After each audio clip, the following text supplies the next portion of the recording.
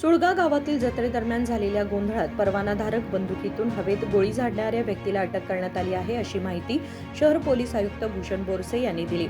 सोमवारी बेळगावमध्ये पत्रकारांशी बोलताना त्यांनी सांगितले की सुळगा गावातील जत्रेत झालेल्या गोंधळाच्या वेळी लोकांना घाबरवण्याच्या उद्देशाने परवाना असलेली बंदूक काढून हवेत गोळी झाडण्यात आली होती. ದಿನಾಂಕ 5 ಫೆಬ್ರವರಿ 2026ರಂದು ಸುಳ್ಗ ಗ್ರಾಮದಲ್ಲಿ ಒಂದು ಜಾತ್ರಾ ನಡೆಯುತ್ತಿತ್ತು. ಆ ಜಾತ್ರೆಯಲ್ಲಿ ಕೆಲವು ಯುವಕರ ಮಧ್ಯದಲ್ಲಿ ಸಣ್ಣ ಪುಟ್ಟ ವಿಚಾರದಲ್ಲಿ ಘರ್ಷಣೆ ಆಗಿತ್ತು. ಆ ವಿಚಾರದಲ್ಲಿ ಈಗಾಗಲೇ ಒಂದು ಹರ್ಟ್ ಕೇಸ್ ತಗೊಳ್ಳಲಾಗಿದೆ.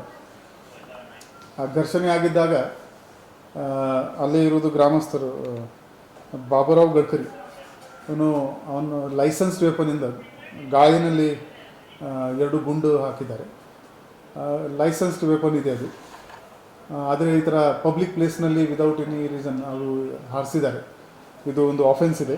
ಸೊ ಅದಕ್ಕಾಗಿ ಕಾಕ್ತಿ ಪೊಲೀಸ್ ಸ್ಟೇಷನ್ನಲ್ಲಿ PSI ಮೃತ್ಯುಂಜಯ ಇವರ ಕಂಪ್ಲೇಂಟ್ ಆಧಾರದ ಮೇಲೆ ಒಂದು ಕೇಸ್ ದಾಖಲು ಮಾಡಲಾಗಿದೆ.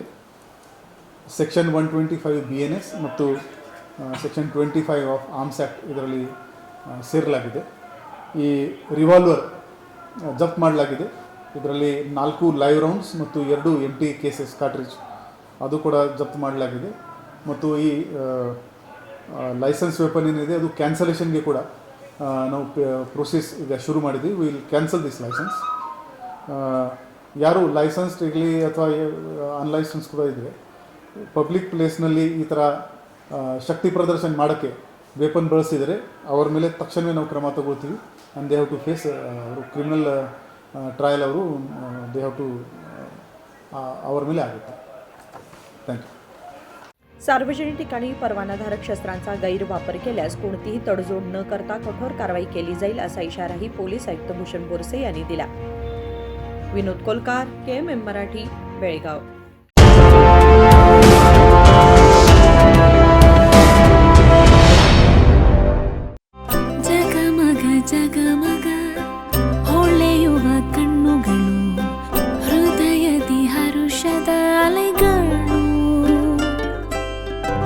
ಬಂದಿದೆ ಶುಭಗಳಿಗೆ ಪ್ರೀತಿಯ ಗಳಿಗೆ, ರೇಷ್ಮೆಯಲ್ಲಿ ಸುತ್ತಿದ ಸ್ವರ್ಣಗಳಿಗೆ.